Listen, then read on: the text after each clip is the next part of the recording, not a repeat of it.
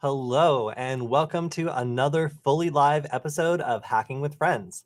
My name is Kody Kinzie. I am a security researcher at Varonis, and today we are going to do our live hacking Q&A where I take questions from the audience and also go through some of the questions that have been posted on our Discord and on our YouTube channel and answer them live on the stream. So we skipped the news last week. I'm going to have to double time it on Friday this week, but a lot did happen. So if you have anything you want to throw in the chat, feel free to. I'll try to address it if I've seen it or if I know a little bit about it. But yeah, it's good to be back. I was traveling on a super cheap airline last week. It was cool to get some flights around on an airline I'd never heard of before, but it was also everybody's first time. So it was a little bit scary. But yeah, so there have been lots of cool developments in our Discord community. So if you haven't joined it yet, I just want to give it a little shout out. And it always takes me a second to generate a new invite link, but I'm going to drop it in the chat per usual. And I just want to say, if you want to keep the conversation going after the stream is over, like if you're watching this on repeat or something like that, then here you go. I'm dropping it in the chat right now. Happy to see a lot of people on there starting to ask questions in our community. So as a way of rewarding those people, I'm going to go ahead and maybe switch over to that and start with some of those questions. Actually, no, I'm going to give you guys a little overview of what I've been working on, because I think it's kind of cool to be able to talk about the things that I've been experimenting with and like what sorts of things have been happening on the research side of things. So let me go ahead and show off a little bit about what I've been working on, and then trust me, we will get to all the questions we have this week. But make sure, drop your questions in the chat. I am currently reading them, and to prove it, hello, Jacob and James and TM Taupe. I'm okay. Yeah, and Dead Skull. That one was a lot more. Oh, please show your stickers. So I actually have a really excellent new sticker that's a Ghost in the Shell sticker, and you guys are gonna have to look for it on my laptop. I will switch to it and see if we can get it a little bit larger at some point. Okay, so the first thing that I worked on while I was kind of around is some modifications to the Nugget. So the Nugget is a platform that I started working on maybe 2 years ago in collaboration with a couple other hackers to make a open source project that allows anybody to get started with doing cool microcontroller hacking things. So I have been toying with the D1 Mini platform as the original idea for how to make this easy for people to do add-ons and kind of like add functionality. And in this case, there's a series of D1 Mini add-ons that I wanted to see if they actually work or not, because unfortunately we're using a lot of the available pins on the ESP8266, or at least the D1 Mini version of it that we have in these Nuggets. So I wanted to see if some of these actually could be plugged in and still be useful. And the first one I tried was LiPo Power. So what this is adding a little LiPo shield, and these are available on AliExpress, to the back of a Nugget, and then sticking a battery inside the case. And it actually worked. I was able to get both versions of the Nugget running, although the USB Nugget was very confused because it's supposed to be plugged into a computer and then like run attacks and stuff. So you could run like CircuitPython programs on it, I figure, like do those sorts of projects that require a battery, and you can charge it provided you plug it into this port. So what are the downsides to this project? Like just by adding this little battery backpack, is it now suddenly like the perfect device? No, this is dangerous. And before anybody tries it, I would caution them to take note that this is backwards. So I've plugged the battery in backwards here because the polarity is inverted from the way that it typically is in like 90% of the batteries on Amazon. I don't know why they do this, but if you just plug it in the way that it fits, like naturally, you potentially could damage the board. So that's why this is still an experiment. It is not ideal. It's more of a prototype or for people that want to like try things out. But indeed, it is possible to take one of these Nugget boards that we created, which, by the way, if you want to try one, you can grab one on Retia, retia.io, which, and the links are all the way through this, through the Discord community as well. So these are kind of an upgrade where, provided you're a little brave and have a good attention to detail and can always look at the battery symbols on this, actually be able to, yeah, have a little battery mod to this. So this is a little video of me taking it apart just to show how easy it kind of plugs into the back. But this was a lot of fun, actually. Like I just kind of made this to see if it was possible. And I wanted to see which other ones work. So I was also able to create an S3 Mini. So this is the new version that has Bluetooth, although I haven't made any code for it yet. I was also able to try out some additional modules. So this is an infrared controller. This is something that would allow you to maybe like turn on and off TVs or other infrared devices, maybe turn up the temperature at a restaurant or turn it down or something like that. If they had like an AC unit that like allowed you to use a remote control, lots of possibilities with this. Barrel jack power adapter. This is for plugging in like a whole bunch of NeoPixels or something like that. Basically anything that needs like a lot of power. There's also temperature and humidity sensor. This is cool for if you wanted to build like a weather station, and then a buzzer. Now, I wasn't able to actually get this running. The pinout looks as though that it should be able to be used, but I wasn't able to make it buzz, which was a little bit sad.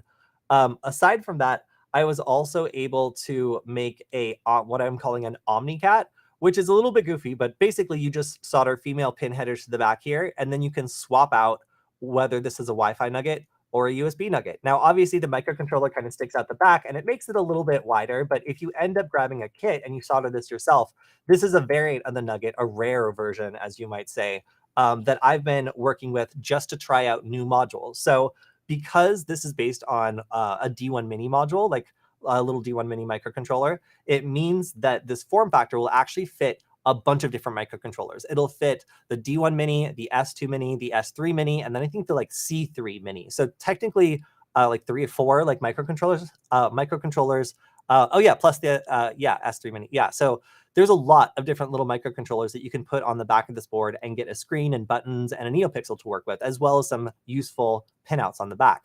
The problem is like swapping this out usually requires you to just, solder it in place and kind of make 3 different versions if you want to test out 3 different boards. With this, I can quickly try out different boards, and I thought it would be kind of cool to treat it like a little like game cartridge, almost just plugging it in the back and making it ready to go. So this is not an official version. This is just something I made over the weekend to kind of test things out, but I posted the steps of how I made it, and I even made a little blog write-up for it. So that's what I was working on this weekend. And that is kind of where I spent some of my energy, just working on a variant of this project that's easy to use. So if you're in our Discord community, I made a little announcement about writing the blog post because I figured if you like open source stuff, if you want to try a different version of the Nugget, then you can always do this. And of course, it opened in the wrong browser. You can always do this. So anyway, you can take a look at this. It's got a good general guide for how to assemble either one of these versions if you do end up with the kit. And of course, you can also make these yourself. The design is open source. They're available on the GitHub repository. All you need to do is search for it. So yeah, anybody have any questions about that? I am happy to answer them. Otherwise, I'm going to go back to the chat and start answering some of your questions live. All right. What kind of an existential question? Cybersecurity and AI. Where was that? I just saw it. So pre-recorded video. It appears not. Don't you feel silly? All right, that was the easiest question to answer. Also, not a question, but still something worth responding to. Hello from Brazil. Hello. There's a lot of really cool hacker spaces and really cool hackers and cool things that come from Brazil. It just seems like there's a lot of like hackers that like are created there and like end up being featured on the international stage. So I've met a lot of cool Brazilian hackers, and I hope to go there someday because it seems like a lot of fun. All right, so let's see. Another question. What do you think about learning reverse engineering and exploit development? Do they value for future? Do they have value in the future? Yeah. So what do you think about reverse engineering and exploit development? So these, I think, are going to be tremendously assisted by AI because you're basically doing a checklist of all these different things to try to discover like how a particular device is functioning or how a particular piece of software works. Like if you have an automated checklist, like an automated fuzzer, like we already use tools like fuzzers to identify vulnerabilities that might be super niche or very, very specific. So using AI for these sorts of things, I feel like is going to be very immediately in the future necessary to do a good job. So if you are interested in AI and you also are interested in doing things the traditional way, I think that you're going to need both. So like for reverse engineering, like going into like learning how to use Ghidra, learning how to do like the basics of opening a binary file, and then like just looking at a regular program before you even get into obfuscation. People are really sneaky nowadays. And when I do the news, I really enjoy seeing the different ways that people have figured out to like speed up encryption for ransomware or like do other things that make it difficult for reverse engineers to learn about how a program is actually running, like to examine the real logic behind it. And that could involve things like waiting until a later stage to get most of the juicy payloads so that you only get a framework or a dropper, like the minimum amount of code that's necessary to do a certain thing. So this is a super interesting cat and mouse game that if you're interested in, requires some computer science experience. And because a lot of this is like tricky math stuff, if you're into like ciphers and codes and encoding and encryption, like this is probably a good realm for you, because most of reverse engineering offensively now has the assistance of potentially AI. Or at the very minimum, tools that make it easy to make this difficult to reverse engineer. So yeah, like for in a modern sense, like this is becoming increasingly sophisticated. It does require computer science skills and fundamentals, but I feel like some of it is going to be automated to the point that if you had those fundamentals and you understood like the tricks people use and you could use tools to like uncover them, that you wouldn't need to be the most hardcore computer scientist. You would just need to be someone who's interested in staying up on the tools, especially AI like assisted tools that help you do things like, flood a bunch of different requests and like find like one particular one via fuzzing that ends up being the one that triggers a vulnerability. It just takes so much time manually and a lot of experience sometimes, that automating it is definitely something that's going to be happening and would probably be something worth keeping an eye out for. And again, that doesn't mean that it's not worth learning the fundamental skills here. In fact, that's going to be incredibly important while using the tools to not miss anything. It just means being open to these recent advancements, because I think they're going to be changing everything in cybersecurity. Pre-recorded video. Nice try. Oh yeah, and James has noticed that this is in fact the Mac that had a funeral and then was resurrected again. A local computer repair shop was able to say that apparently the battery was just, quote, really confused, and they were able to reset it, install a nice little NSA backup tool, and then give it back to me. So I want to thank them for that. Great to know that my computer was in good care, and it has, been resurrected again. And I don't think you can see my new Ghost in the Shell sticker. Oh yeah, you can. It's right here. Got a cool Laughing Man sticker that my friend got me while I was gone. So yes, these stickers are magnificent. This top one is one that I designed. It's based on a well-known hacker group, but I modified it and started using it as a little symbol for a group that I put together in Southern California that was like a computer science group, but then we also did events and kind of grew into what the Redia company is today. So as a little, it's got like palm trees and some other stuff as a shout out to Southern California, where that group was started. Women's Society of Cyber Jitsu, excellent group. WSC, wonderful people. This is Hackaday, Alpha Wireless, who sent me tons and tons and tons of wireless devices, and they are wonderful. And then, of course, our good Redia sticker. The centerpiece of this is actually the Crypto Privacy Village. So the Crypto Privacy Village at DEF CON is the one place where I get to be a celebrity like once a year, because I have tattoos that are ciphers that I designed myself, and I spent a lot of time on those ciphers, and only people that like ciphers can appreciate the effort that went into them. And I'm also very nervous that one of them is going to find a flaw, because I kind of did it like I spent a lot of time on it, but I was not an expert, and math was not my strong suit. And I made some tweaks, that's never good. So I really like Crypto Privacy Village. I met some amazing people there, and I wanted to give them a shout out. And so that's why Crypto Privacy Village is center stage there. I think that's most of the groups that I enjoy representing. Obviously, Null Space Labs, Debian. This one just says clown computing. I think that's funny. Aside from that, I also have some different spots from Hacker to Get, which is one of my favorite stickers, which is a hackerspace in Norway, specifically Oslo. And then also, I think this is the mystery hack. When I first went to the C3 conference, I was like, didn't really like know too many people there. And I got to work with a group of hackers that were making a badge that was a kind of like an interactive game. And that was super fun. I got to learn a lot about people's expectations, how games like that actually unfold in the real world, and then what it takes to put together a project like that actually works. So I like to give that project a shout out, because it was one of the cooler things that I've ever seen done. All right, so I've addressed the stickers. Let's see. All right, here's a great question. I recently started using the ESP32. It's really cool. What is your experience with it? So when we work with microcontrollers, there's a lot of different ones that are useful because they have Wi-Fi. In fact, let me make a new window and pull this up so I can go through some of the ones I like to use. I'm just going to go to the documentation for a website of one of the big manufacturers, and we're going to talk about that here. All right, 1 second. I'm going to share it. Okay, so I really like Wemos. They make a bunch of these development boards that make these underlying boards more useful. So we have the ESP8266. That's kind of the first one of these boards that really caught on with hackers and became famous for how many interesting attacks you could do for how cheap this thing was. Now there's tons of different variants of this now. Like I actually like put together like a guide on buying these because they're just so confusing. But overall, like these are cheap, pretty powerful, but they only do Wi-Fi. They've got some limitations. For example, they can't capture handshakes, which means that as a result of the way they capture Wi-Fi packets, they clip off the last part of it that's actually useful for more interesting attacks, like capturing handshakes. So if we want to move up, we can go to the ESP32. So the ESP32 is a more powerful microcontroller that has Bluetooth and Wi-Fi.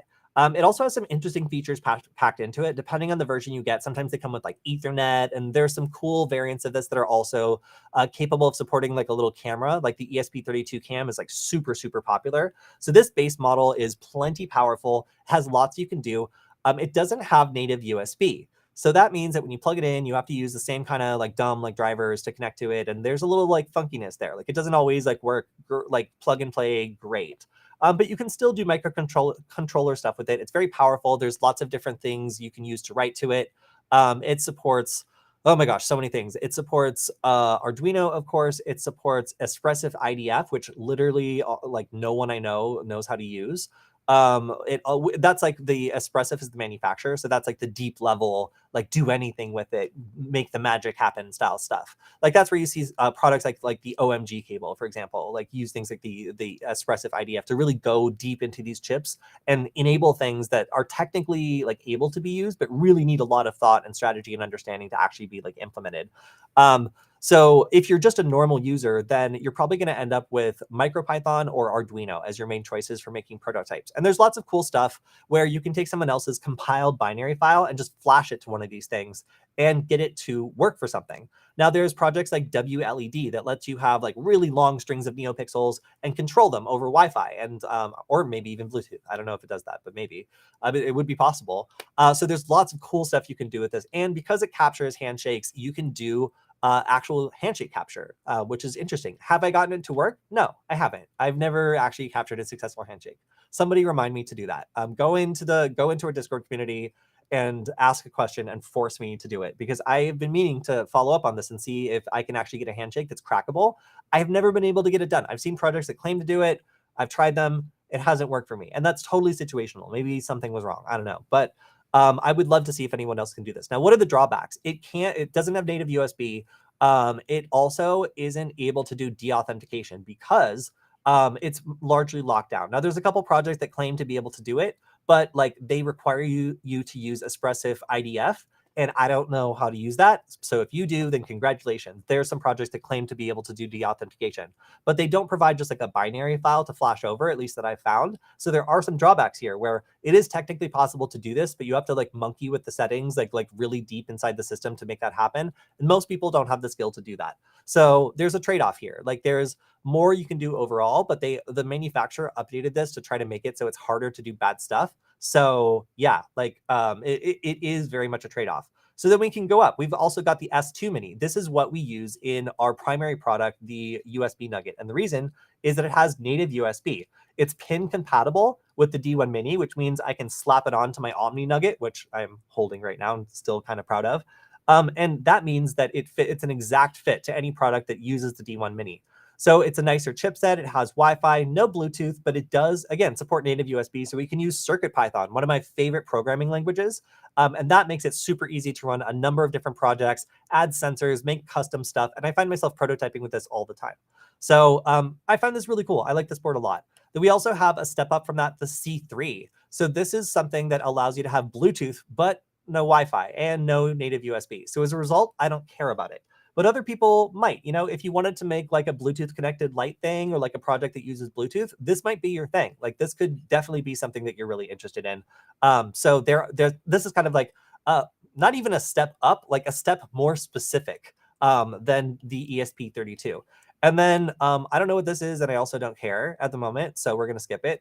And we'll just go up to the S3. So the S3 has Wi-Fi, Bluetooth, and native USB. So I am extremely interested in it. I recently purchased a small run of these. So I'm actually, I'm on our website. We're doing a small run of these kits where we're offering, if you want, we'll include an S3 Mini, so you can make one of these like prototype ones that theoretically, anyways, is supposed to support Bluetooth LE, 2.4 gigahertz Wi-Fi, native USB, and all this other fun stuff. I'm sure that it will be supported by CircuitPython at some point soon in the future.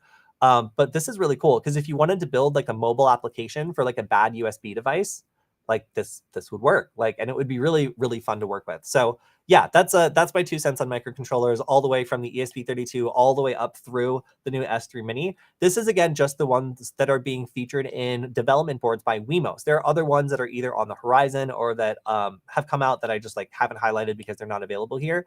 But these are the ones that I deal with on like a daily basis. And yeah, I bought like 60 of these when they first came out. So if you're really interested in playing with these and you want like them in a development kit, they're currently available for sale. You can check it out on Ready.io or go to the Discord server and find more information.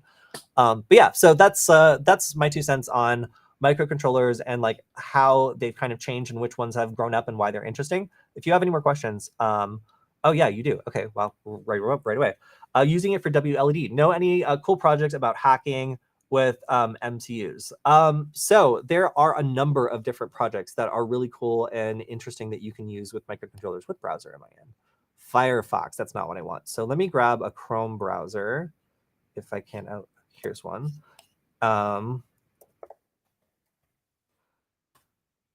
So one of the things that our friend Angelina has done recently, oh, this is full screen, that's why, has been make the nugget.dev website, which allows us to create a list of different supported projects depending on which one you plug in.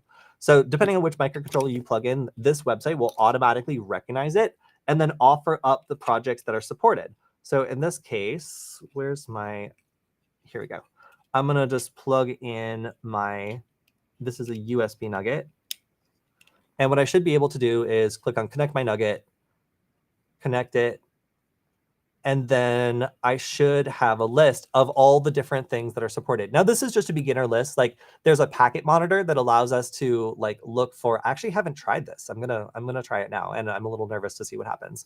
But this is a way of listing all the different projects that we've found, that we've tested, that we know are supported on these microcontrollers. Now, I didn't include like WLED because frankly, like their website is so amazing. I'm kind of tempted to sorry, to show it, but let's see, is this working? Unsure. So I'm kind of like, I don't want to duplicate the functionality of like the installer of WLED, because if you haven't tried it, it's truly incredible. It like breezes through everything. It makes it really simple to take like a microcontroller that's just lying around and not being very useful and turn it into like a LED strip controller. In fact, why don't I do it? I'm just gonna do it for a second. So what is it like to install WLED? Is it hard? Let's find out.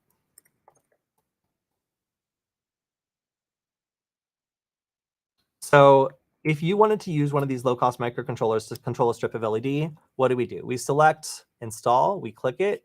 I'm going to click right here. I plugged in a Wi-Fi nugget. I'm going to, oh, this is already connected. Sorry. This is already installed with WLED. It immediately recognized that and then refused to flash it again. Okay, well, it's smart. I'm going to try it again.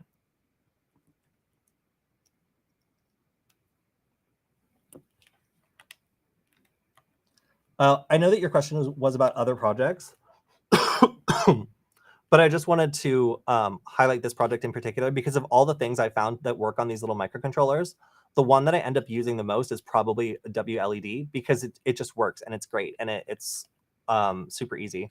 So you literally just click install WLED in the Chrome browser and it'll go ahead, prepare the installation, erase, and then flash it. So, all right. I'll let that run in the background. I just find it so fun that you can have a strip of LEDs lying around, and maybe like for my friend for their birthday, I just kind of soldered that together, and they found it wonderful. I also have been making 3D printed little enclosures for these NeoPixels, and then just flashing WLED and having them become like addable to Home Assistant. So if you have someone in your life that likes automated lights and adding it and being able to address it and stuff, like there's some really cool stuff you can do just with this. So yeah, simple as that. This should be ready to be used as soon as this is done, and it even connects itself to your Wi-Fi network right after flashing, which I found to be really cool. It looks like James is using the ESP8266 to transmit data from a solar charger controller over LAN. Yeah, that's cool. Yeah, there's all sorts of projects that are available for these things. And I find that Adafruit is a great source of ideas for how to use microcontrollers for all sorts of cool stuff. So this is done. And the next step, it's going to ask me for like my Wi-Fi information. I'm not going to type that in on the stream. But yeah, this is super fun. I really enjoy being able to use these for art projects. So if you're kind of at the intersection of hacker or maker, and you want to be able to do a little bit of both, this is great because it kind of scratches both itches. And you can attack it if you want to. I was recommending to someone that if you want to have like a target for attacking Wi-Fi, and you want to make sure that, like, for example, your deauthor is working, then these make great targets because you can kick them off the network, and they're only 2.4 gigahertz, so you really know if that's working. Let's see. Do I know about the Astra operating system? They say it's the most secure OS. So as I've grown up as a hacker, I found this like this trend where, have you know those like memes where you have like the like Jedi at the end and like the baby at the beginning, both coming to the same conclusion, and then the person in the middle like struggling with like the hard thing? That's kind of how I feel about operating systems. Like I find that most experienced hackers are running like Ubuntu. And like people kind of in the middle are like in their like Arch Linux phase, and babies are using, or like beginners, let's say, are using Ubuntu. The reason for that is sometimes you just don't want to do so much stuff for a task that is not sensitive. Like there are some things where I could literally care less if the whole world is watching over my shoulder because it is work that I'm about to put out on the internet anyway, and I'm just too lazy to document it. So because of that, I frequently find myself using Ubuntu for like non-sensitive things, and my taste for experimentation has rapidly declined as the experimentation part has become less a part of my job. I still enjoy trying out new operating systems, but for example, my friend who was really into cubes 2 months ago is no longer using cubes, and I feel like that's kind of how it goes for a lot of these sorts of things. That being said, I do like checking them out. I just generally don't have time. Um, Also, all right, comment from James. Tasmoda and ESP Home are great projects for home automation. And then the Wi-Fi repeater is also a good project. Man, okay, yes. So you are shouting out some really excellent projects. Tasmoda is really cool. I was trying to use it for home, for just like controlling like a strip of lights. It's much more for doing like single lights or things like that, or like basic sensors or those sorts of things. ESP Home is great. And then the ESP Wi-Fi repeater is basically it makes it act as a NAT extender, like a Wi-Fi extender. So you can take maybe even like a chain of these and kind of extend a Wi-Fi network. I've been able to watch very low resolution YouTube videos on these before. And if you have like a garden sensor or something like that you want to isolate onto its own network, then you can very easily make it so you have a number of different devices all connecting to this little repeater. How does it do this? Well, it only has one Wi-Fi antenna. So it actually rapidly switches back and forth between acting as a client and an access point. So it'll be connected to the main Wi-Fi network that it's repeating, and then offering up an access point as well and splitting its time between the two, which is why it is so slow. But still, a very cool and very interesting project, and useful if you need to do an attack against a Wi-Fi router and you don't have one lying around. Now, it doesn't do everything that a Wi-Fi router will do, but it does allow you to create kind of like a sandbox, simple environment for basic attacks.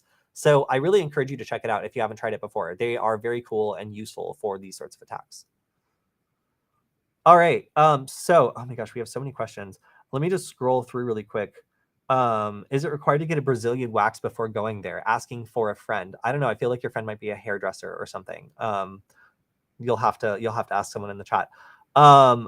Have you done any work with DIY Wi-Fi antennas? Can you recommend any resources to get started? So I have been spoiled by Alpha Wireless, and as a result, I have had some of the best wireless network adapters and antennas that you can buy from them. Let me quickly look up the video that we originally did on Security Forward. So this video, if I can find it, let's see. Oh my gosh. Most popular. I think this is one of our most popular videos. Computers from blocks away. Wow, we actually have a bunch more popular videos now that have popped up. Okay, all right, here it is. So this is the video that I did where I got to use a number of different wireless network adapters, and in the end, I think I ended up using a yes, we ended up using this monster of a Yagi antenna that was given to us from Simple Wi-Fi at DEF CON. So shout out to them for helping to inadvertently sponsor this episode. So before this, we were going to use a Pringles can with a little wire in the back, and instead we got to use this. And in the end, our results were crazy. We were able to get results from like like 3 to 5 miles away. So I should do a follow-up episode on this on one of my trips to Los Angeles and see if we use like a Pringles can, whether or not we can meet that or like what the difference is, because we already have data from using like a traditional style wireless network adapter. So to answer your question, I have not used one yet because I've had so many powerful alternatives at my disposal, but I would like to maybe do a test to see what the difference is between using something really powerful like that and then like an improvised thing like a cantenna.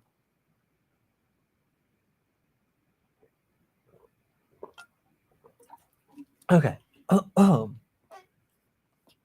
Okay, so let's continue to look through the chat. I am still offended that someone thought this was pre-recorded. Okay, so let's address this question: cybersecurity and AI. So I've been to a bunch of different conferences where they've talked about this theme, and generally the conclusion has been that there's nobody who's really been using AI on a large scale right now when it comes to cyber attacks. And as a result, like the defenders are starting to use AI, but the attackers really are not. So there's no like arms race kind of going on.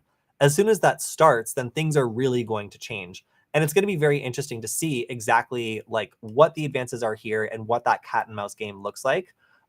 So yeah, I was interested that like it is the opinion currently of most experts that like we haven't seen widespread like AI attacks, and that in the future, as these become cheaper and it becomes more profitable to go into cybercrime as an AI expert, like it's probably going to be something that in the next 5 to 10 years is a big deal, and there's lots of different things set up to try to address.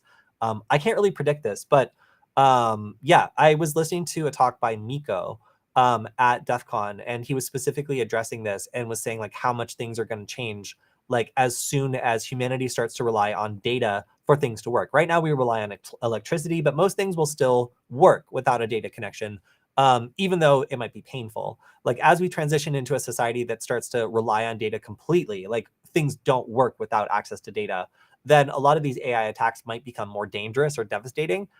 So it was just interesting to hear his perspective on how AI and increased reliance on connectivity are going to kind of interplay in the next like 5 or 10 years in the cybersecurity realm. Um, okay, I've never heard of this. If you want a cheap Wi-Fi dish antenna, try a Ham Fest. Old commercial Wi-Fi antenna ends up there. I saw them going for $25 to $50 at Dayton Hamvention. Yeah, there's tons of cool stuff out there for like Wi-Fi and radio stuff. I would say, yeah, like try it out. I really do want to do a cantenna though, so I will maybe buy some Pringles and see about like making. I certainly have enough Wi-Fi stuff here to do a general kind of test of this. And in the past, I've been able to do some war driving and then compare what wireless networks I can see in the PCAP file with which ones are logged on wiggle.net. And that allows me to do a rough estimation of what the furthest wireless network that I've seen from a particular point is. So yes, expect me to try this out again soon. I keep getting this question. And if you want to pop into the Discord server and like ask about like an improvised antenna, it will remind me because I will see your question there and I will be forced to confront it every week until I make a video about it. But let's just say like I really do want to do this. I think it would be fun and it would be interesting to try out what the difference is.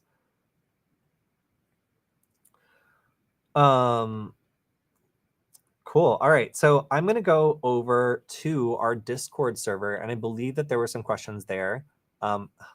Yes. I believe that there were some questions there that I haven't answered yet. All right. So here's one. So this is somebody from Ireland. They're currently a SOC analyst. So they're analyzing alerts and trying to figure out from logs like what's going on. How do I progress into pen testing? Perhaps you could outline the certs that you would recommend, starting from the basic to more advanced. Unfortunately, I can't do that because I don't have many certs. And of course, we were going to have Michael come on and answer this, but he's very picky about his time. So I'll have him answer this again from a certificates perspective. But I would say that if you are a SOC analyst, then that gives you a unique perspective, right? Like anybody who's getting into pen testing, like generally has something they're particularly good at. It's good to know all the broad basics, but knowing a lot about a specific area of it often gives you either a specific value on a pen testing team or a knowledge of how an attacker would be detected. I would say for you, like because you know what a SOC analyst would be looking for, um, maybe doing some of the more advanced stuff or learning about the ways that people like evade the kinds of alerts that would generate something a SOC analyst would detect, or knowing like using your knowledge of the way that SOC analysts operate to be able to operate undetected. Like obviously the whole point of a red team is to stress test the people that are supposed to be defending. And if you have particular knowledge about a particular defense, then it makes sense that you would target that defense as a pen tester. So I would say, like, for me anyways, reaching back and using experience from past careers is the way that I generate value in new ones. Obviously, all the standard advice is going to apply here. You're going to want to like learn broadly what a pen test looks like. You're going to want to learn about some networking. So you're definitely going to want to learn a bit about like how networks work. You're like, if you can get a Cisco like routing and switching certificate or something like that, it's a really good broad education and just general networking, which is a huge part of pen testing, obviously. So if you already have like a background in networking and that sort of thing, then like you're probably good to start working on learning how to use offensive tools to generate reports, like taking things like Metasploitable or other tools that are deliberately vulnerable things, and learning how to attack them and write up reports that describe exactly like what you did, what the results were, and making sure that those look like something you could turn into a business and have them be impressed by.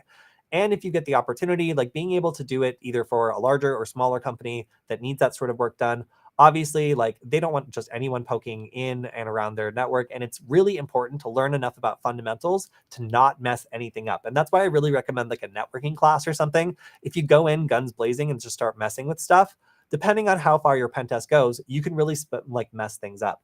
So like you don't need to like know how to build an entire complicated company network from scratch, but you should definitely know what things are before messing with them. So some networking experience will definitely help. If you want to get into pen testing in terms of wireless, or not wireless, sorry, like web application pen testing or just application pen testing in general, then like getting into bug bounty stuff will probably give you a paid way of trying out some of these skills. Obviously, you're not going to get paid all the time, but at least you'll have the opportunity to work on real targets. And I would say that a lot of these either bug bounty programs or also some of the providers of tools like Burp Suite have a lot of good resources to get started. Like Burp Suite Academy, for example, is free and has a lot of deliberately vulnerable applications you can start attacking. So you can also brush up on your social engineering. Obviously, going to events like DEF CON or other places where there's going to be villages popped up that are specific to your interests, and you can ask questions or participate in events that like might be more tuned to your personality or what you're focused on. All of those things I think will be valuable resources.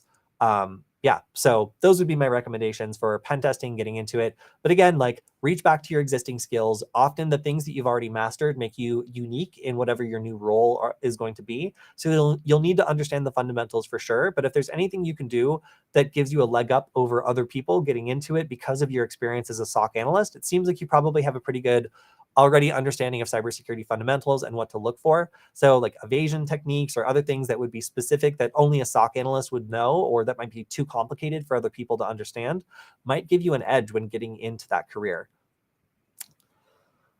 All right, let's see. Oh yeah, so also James is mentioning that volunteering IT is something that often can get you in the game and show off your skills.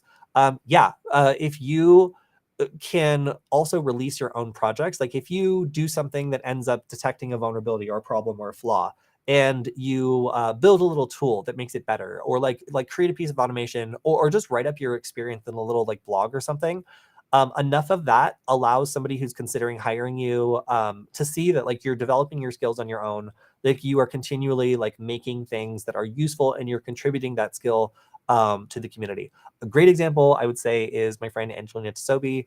I'm beginning to suspect that's not how her last name is pronounced, so I'm gonna have to double check. But but she has been continually making projects and documenting them in a way where every time she takes on a new skill, she turns around and tries to make it easier for the next person to learn how to do it. That's a great strategy, frankly, for getting people to notice you as you get into a new like skill set. It kind of tests yourself. It forces you to practice writing things up in a human readable format, which is frankly like a huge portion of what your job is probably going to be. All those things are going to help you out in the immediate future when you're looking for a job in pen testing. So write-ups in particular, and knowing how to explain technical things to people who are half listening or otherwise like might not understand them, like those are all skills you're going to want to practice. Um, any any suggestions on good cybersecurity movies like Snowden, etc.? Snowden was pretty good. Dang, like I'm trying to think of some good. I have like movies that have hacking in it that I enjoy, but they are more entertaining than they are accurate. Like Girl with the Dragon Tattoo and some of the other ones, like they are like incredible movies and rated R movies about hacking that have hacking as like a major theme that I personally think are really cool. There's also some anime out there like Ghost in the Shell that imagines a future that where technology is so integrated that hacking becomes like much more practical in terms of getting immediate results and having like big effects. Those are my two recommendations for things that I personally like in terms of just media I find entertaining. In terms of things that are like highly accurate, I'll have to get back to you because I still don't know that I have found ones that are like highly accurate that I like. Well, there are some, but it's hard to think of them off the top of my head. I'll have to think about this one more. Maybe drop that one in the Discord server if you want, and I will come back next week with a list of different movies that I think are more accurate. I just need to like look at the list so I can remember which ones have hacking and which ones I thought were like accurate, because there were a few I know actually did a pretty good job showing it off, or it was a major plot point. But off the top of my head, I'm just thinking of the ones that I enjoy watching, and I do not mean the new Girl with the Dragon Tattoo. I mean the old one that's like not in English. All right, so let's go through some more questions on the Discord. So this is a question directly related to the video that I already have up here. And the question was about, all right, using this technique, I was looking for access points. What about if I was looking for a wireless device? So let's say that I have done something like tagged a device with the QR code. And let me explain how the scenario would work. Let's say that I'm an investigator and I am looking into extremists that are gathering at this certain place. So I'm also sneaky. So all over this place, I know where they're going to gather, and I've stuck QR codes that say for free Wi-Fi, connect to this Wi-Fi network. And then anybody who scans it is basically going to be tagged because their device is going to start screaming out the name of this wireless network continuously. Now, let's say that I then want to find out where these people go after that. So I go up to a high place and I use my Yagi antenna and I start sweeping around, trying to locate generally in what direction these people are. Have they spread out all over the city? Are they still in the same place? I want to start seeing if I can use their cell phones to detect them and kind of identify what the range would be. Okay, so if you're still with me, somebody has scanned a Wi-Fi network that secretly is a hidden Wi-Fi network, meaning their device has to be the one calling out all the time looking for it. That means that I can listen in for these radio signals and basically determine that they are nearby. And I'm trying to find out, is this going to be greater or less than the range of like a wireless network that would be generated from an access point? All right, so the answer here is it would probably be a little bit less, but if that person were out and about and there was direct line of sight, it is still possible that I would detect this. I would say like out past like a mile, mile and a half, possibly up to 2 miles based on the 5 mile radius I was able to get using the just the wireless network adapter here, the Yagi antenna. So we were able to get pretty good results again, because like line of sight, optimistically, some of these really far out there results were probably like perfect. Like, the router is like literally like sitting in a window, or like there's some other thing that allows it to be really, really close. But this is 5 miles that we were able to get. So I'm standing here up above the Hollywood sign. I was pointing up north, kind of towards like Burbank, and I was able to get all the like antenna, a access point received by the antenna all the way kind of in a line here. And what's cool is like you can see that with the Yagi antenna, there's a little lobe behind it where I also like detected some antennas, but this is some access points with the antenna. But in general, it was highly directional and was able to get a lot of good hits all the way in a line going out 5 miles. So if I was looking for something that was maybe in a pocket or like otherwise like not optimal, I imagine most of these are kind of like optimal situations as we go further out. I would say somewhere around like right here in the like mile and a half area would be my expectation for where you would be able to track a cell phone. So that certainly limits the radius a bit. Like a mile and a half to 2 miles is certainly not ideal, but it would be enough to tell if someone's home from like a park, like not that far away. We have also done a couple of different experiments where we were in Michael Jackson's graveyard, Forest Lawn Memorial, and we just were doing it, doing the same thing with a parabolic antenna and trying to see what our range was there. And it was pretty extreme. We were able to get like a really, really good signal strength for basically everything that was line of sight.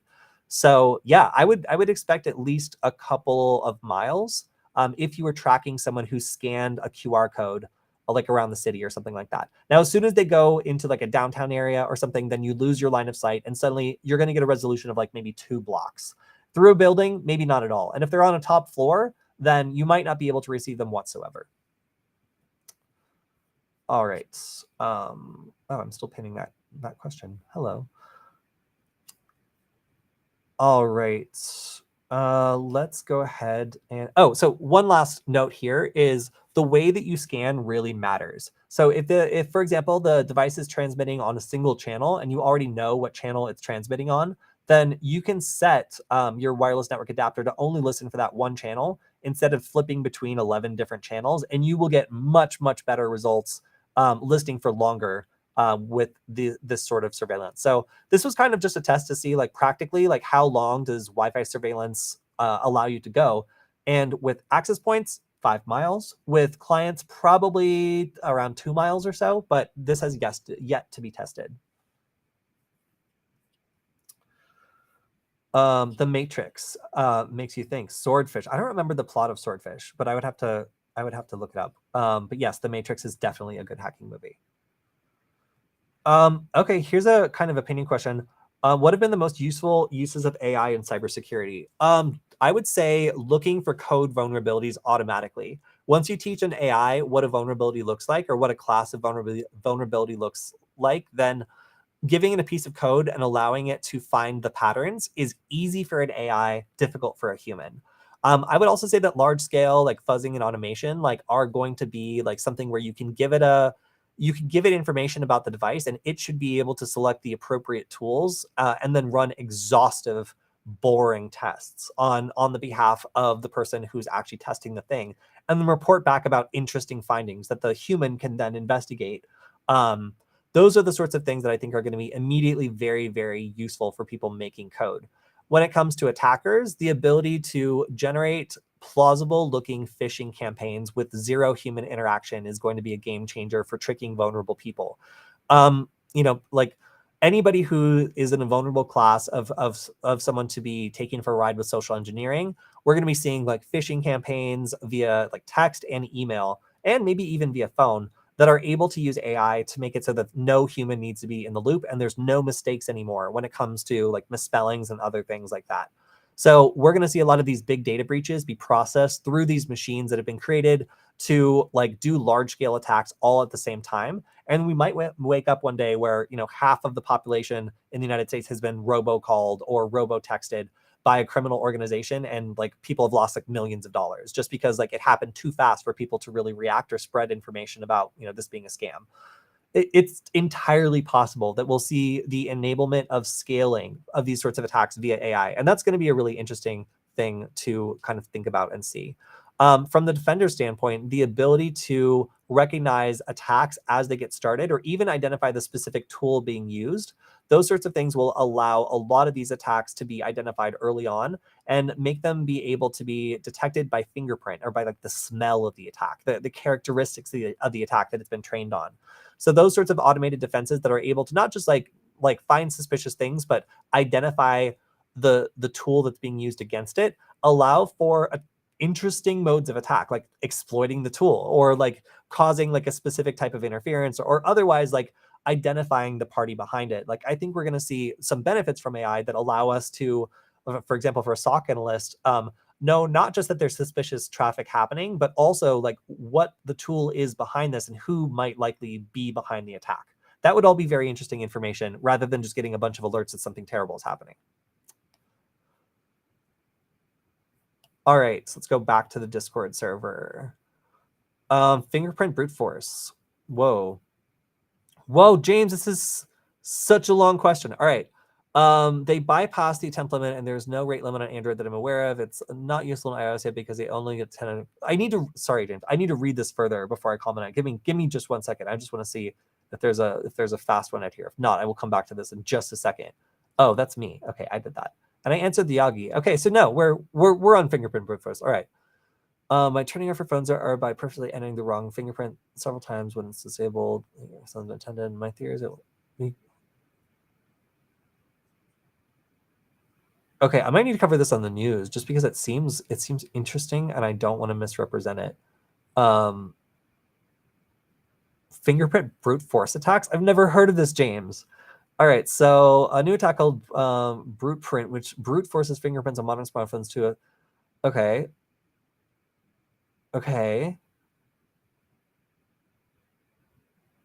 By explaining what they claim to be 2 0-day vulnerabilities, cancel after match fail and match after lock.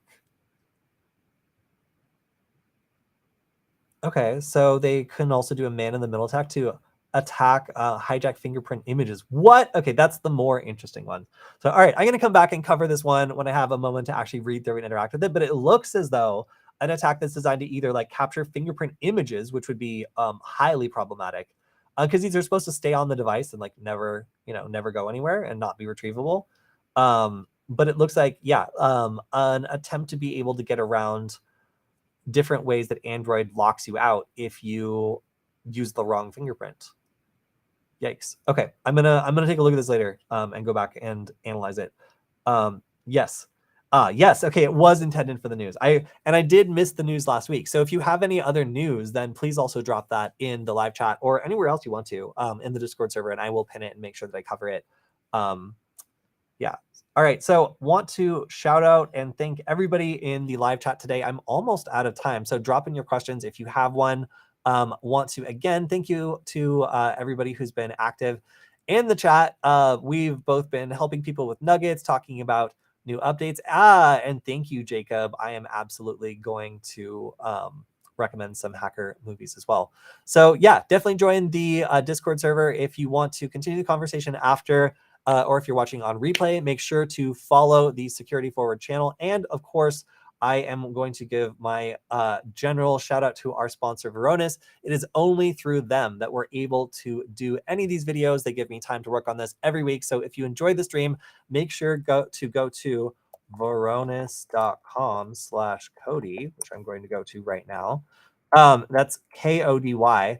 And check out the event that we're going to be promoting the week. I think I actually need to update this link, but every week we'll have a new event here.